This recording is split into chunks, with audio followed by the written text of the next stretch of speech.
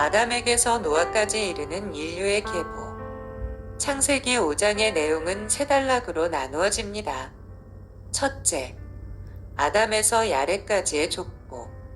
둘째, 하나님과 동행한 에녹. 셋째, 우드셀라에서 노아까지의 족보입니다.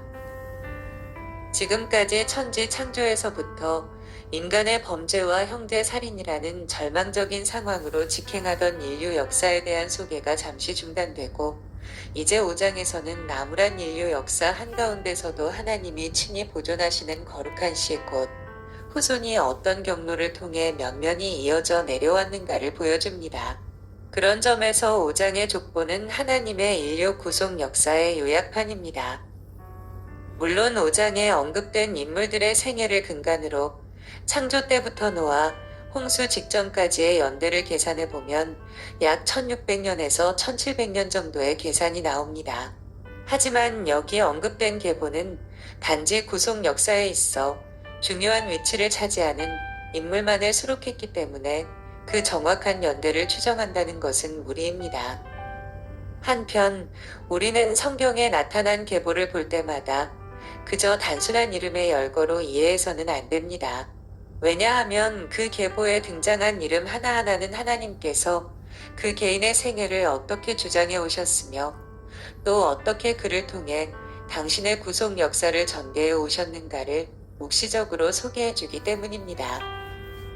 그리고 그러한 계보는 지금까지 전달되어 오던 역사가 일단 마감되고 하나님께서 계획하신 새로운 세대, 인물을 중심하여 새로운 역사가 이제 곧 시작된다는 사실을 묵묵히 알려주기 때문입니다. 그런 맥락에서 볼 때 하나님은 이제 아담으로부터 전개되어 온 인류의 역사를 마감하시고 노아를 중심으로 한 새로운 역사를 추진해 가실 것입니다.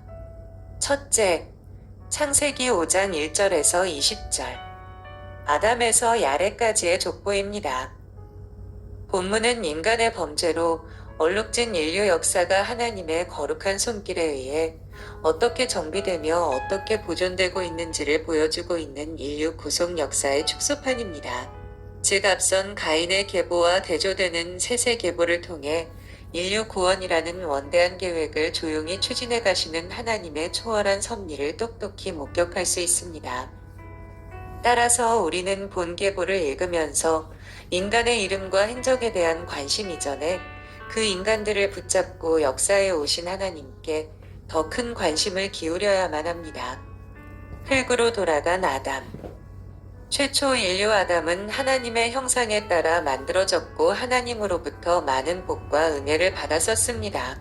그러나 그가 하나님의 거룩한 명령을 어기고 범죄함으로 그의 영혼은 더럽혀지고 그의 인생은 고통으로 점철되었으며 종국에는 죽을 운명에 놓여지게 되었습니다. 아담은 비록 수백 년을 살면서 여러 자녀들을 낳았지만 범죄 후 하나님께서 선언하신 바 너는 흙이니 흙으로 돌아갈 것이니라는 선고에 따라 930년을 일기로 자신의 원출처인 흙으로 돌아가고 말았습니다. 비록 그가 금단의 열매를 먹었던 그날 당장 죽지는 않았으나 바로 그날부터 그는 죽을 수밖에 없는 운명에 처해지게 되었으며 또 계속 죽어가고 있었습니다. 이처럼 하나님께 범죄한 영혼은 그 마지막이 한 줌 흙처럼 허무합니다. 진정 이 허무와 절망을 극복하는 유일한 길은 생명과 부활의 주이신 메시아를 소망하고 그분을 깊이 신앙하는 것입니다.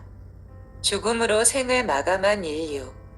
에녹을 제외한 모든 사람들은 낳은 후 향수하고 죽었더라는 일관된 생의 보고서를 남기고 이 세상을 떠나갔습니다. 물론 그들은 모두 오랫동안 살았습니다. 대부분 그들은 800년 정도를 살았고 그중 몇몇은 그보다 훨씬 오래 살기도 했습니다. 하지만 죽음은 바로 그들이 극복할 수 없는 절대 한계였습니다. 실로 아담의 범죄 이후 죽음은 인간이 짊어져야 할 숙명의 짐이었던 것입니다. 우리는 이 같은 죽음을 통해 죄악의 치명적인 결과와 하나님의 말씀의 절대적인 성취, 그리고 인간의 연약함을 분명히 확인할 수 있습니다. 한번 죽는 것은 사람에게 정하신 것이라는 이 선언 앞에 우리는 모두가 아멘할 수밖에 없습니다. 하나님께서는 자신의 형상대로 만드신 사람에게 복을 주시고 기뻐하셨습니다. 그러기 때문에 사람은 사는 동안에 하나님으로 인하여 기뻐하고 하나님께 순종하며 사는 것이 우리의 본분인 줄 알고 살아야 하겠습니다.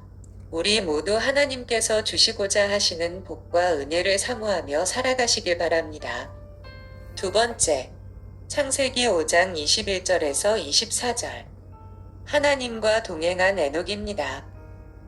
본문은 아담의 범죄 이후 죽음이 온 인류의 필연적인 운명인 상황에서 죽음을 극복하고 살아서 하늘나라에 들어간 의인 에녹에 대한 기록을 소개한 부분입니다.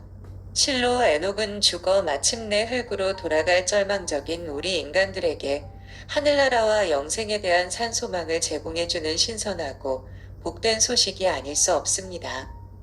에녹은 평범한 생활 중에 하나님과 동행했습니다. 에녹은 다른 사람들의 시선을 붙잡아 낼 정도로 특별하고 특수한 생활을 한 것은 아닙니다. 그는 다른 사람들과 마찬가지로 자녀를 낳고 또 주어진 일상을 살아갔습니다. 그는 아침에 눈을 떠 일터에 나가서 일하다가 저녁에 잠자리에 드는 그야말로 평범한 생활인이었습니다. 그런데 그가 살아서 하늘나라에 들어갈 수 있었던 것은 그가 하나님과 동행했기 때문입니다. 즉 그는 하나님과 그 마음이 통하고 또 늘 그 마음을 하나님께 열어놓고 있었던 것입니다.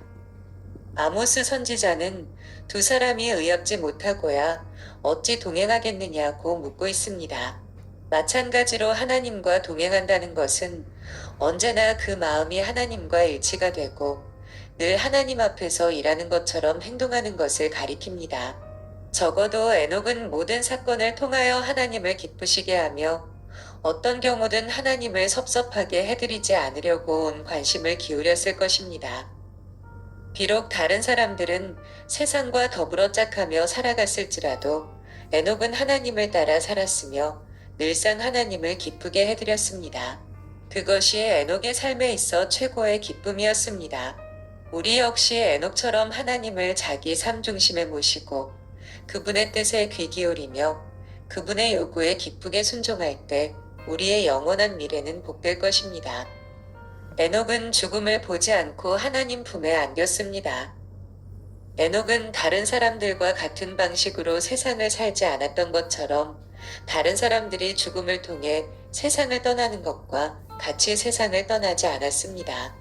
히브리서 기자는 이를 두고 하나님이 에녹을 옮기심으로 다시 보이지 아니했다라고 언급하였습니다.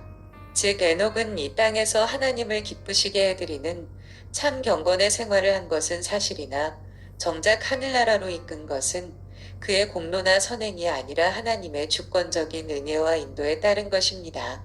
여기서 우리는 하늘나라의 열쇠는 오직 하나님만이 가지고 계신 것을 제삼 확인할 수 있습니다. 한편 에녹은 당시 사람들의 수명 절반 정도만을 살았지만 그는 다른 사람에 비할 수 없는 큰 은혜를 받았습니다. 왜냐하면 그는 죽음을 맛보지 않았을 뿐 아니라 하늘의 영광된 생활을 남들보다 일찍 누리게 되었기 때문입니다. 실로 이 땅의 삶에 안주하고 만족하고 세상이 주는 평안한 삶보다 하나님 나라에서의 삶을 더욱 사모하는 것이 우리 성도들의 큰 소망이 되어야 하는 것입니다. 에녹은 비교적 짧은 생애를 살았지만 완전수를 누렸고 노아처럼 하나님과 동행하였고 엘리야처럼 살아있는 상태에서 승천하였습니다. 우리는 하나님의 말씀을 가까이 하고 말씀의 교훈을 알아가고 하나님께 기도하며 하나님께서 주시는 평안과 위로를 경험하면서 하나님과 동행하는 삶이 가장 기뻐하고 즐거워해야 할 일로 여기고 살아가시기를 바랍니다. 세 번째 단락. 창세기 5장 25절에서 32절. 무드셀라에서 노아까지의 족보입니다. 본문은 최장 수명자 무드셀라에서부터 시대의 의인 노아의 때까지 계보를 소개한 부분입니다. 이로써 셋을 중심한 계보가 마감되고 이제부터는 인류 역사의 대전환점이 되는 노아를 중심한 역사가 새롭게 전개될 것입니다. 인간은 그 수명이 다하면 사라져가지만 그 인간들을 붙들고 계신 하나님의 구속 역사는 면면이 발전해 가고 있는 것입니다. 최장 수명자도 죽음으로 생을 마감했습니다. 무드셀라란 이름은 그가 죽는다. 던지는 창과 같은 날카로움이 있다. 내뿜다 등의 다양한 뜻을 지니고 있습니다. 아마도 그가 날카로운 무기를 사용하는 용사였거나 혹은 그가 죽던 해에 일어났던 대홍수 심판을 염두에 두고 이 같은 이름이 붙여졌을 것입니다. 어쨌든 무드셀라는 인류 역사 가운데 최고 오랜 수명 곧 969년을 향수한 인물이었습니다. 하지만 불행히도 그 역시 죽음의 한계를 극복하지 못했습니다. 아담의 범죄가 이처럼 오래 산 그의 후손에게도 크게 미치고 있는 것입니다. 정녕 이 죽음의 한계를 극복하는 유일한 방법은 무엇일까요? 바로 죽음을 이기시고 부활하신 예수 그리스도를 믿고 그분의 생명의 은총을 받아 누리는 것입니다. 이것을 잘 알아야 하겠습니다. 하나님은 지친 인간에게 쉼을 주셨습니다. 최초 인류 아담이 범죄하여 에덴 동산에서 쫓겨난 이후 인류는 척박한 자연 환경 속에서 쉼없이 힘들고 고통스런 노동을 계속해감으로써 겨우 양식을 얻을 수 있었습니다. 하나님께서 땅을 저주하셨기 때문에 그 땅 가운데 사는 자들은 한결같이 고생과 염려와 탄식을 버릇처럼 내뱉고 살아야 했습니다. 이러한 고난스런 인생의 와중에 고생하던 라멕은 이 고통의 고리를 어떻게든 끊어보고자 자신의 아들을 안식하다. 쉬다는 뜻을 지닌 노아라는 이름으로 명명하였습니다. 물론 이 이름은 마치 부모가 자기 자식에 대하여 갖는 것과 같은 기대와 소망을 담고 있기는 하지만 하나님은 이 노아라는 이름을 가진 자를 통하여 지친 인류에게 진정한 휴식과 참 쉼을 주시고자 하셨습니다. 노아는 이 같은 기대에 부응이라도 하듯 그의 생전에 죄악되고 부패한 인류에게 하나님의 구원과 평화의 메시지를 열심히 전했습니다. 그리고 이 세상의 삶에 지친 인간들을 생명과 구원의 방주로 인도해드리려고 많은 수고를 아끼지 않습니다. 진정 이러한 노아의 삶은 곧 죄와 허물로 인해 지치고 피곤한 인생을 살아가는 인류의 영원한 안식과 참된 평안과 진정한 휴식을 제공해 주시는 구세주 예수 그리스도의 구원 사역을 미리 보여줍니다. 오늘 죄악의 파도가 넘실대며 고통의 비바람이 몰아치는 세상 한가운데서 쉼을 얻지 못하는 영혼들은 오직 구원의 방주이신 예수 그리스도께로 나올 때 참 안식을 취할 수 있음을 잊지 말아야 하겠습니다. 노아는 그 이름처럼 저주받을 땅을 경작하는 인간의 수고와 노고를 위로하는 위로자가 되었습니다. 하나님을 믿는 성도들도 하나님께서 가족과 이웃과 친구들에게 그리고 사회생활, 직장생활 가운데에서 위로자로 살으라고 부르셨습니다. 다른 사람들에게 하나님 안에 있는 복과 은혜를 나누어 줄 수 있는 신자가 되어야 하겠습니다. 나로 하여금 많은 사람들이 평안과 기쁨을 누릴 수 있는 일이 있어야 하는 것입니다. 감사합니다.